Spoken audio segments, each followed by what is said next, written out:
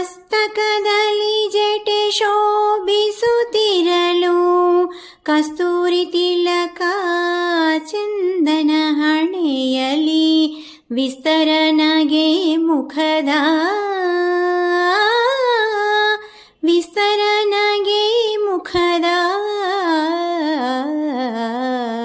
ಯೋಗಿ ಮನೆಗೆ ಬಂದ ಶ್ರೀ ಗುರುದೇವ ಮನೆಗೆ ಬಂದ.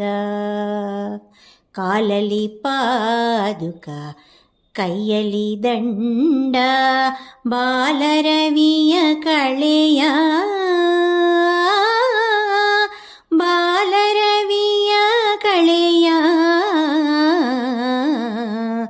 ಯೋಗಿ ಮನೆಗೆ ಬಂದ ಶ್ರೀ ಗುರುದೇವ ಮನೆಗೆ ಬಂದ.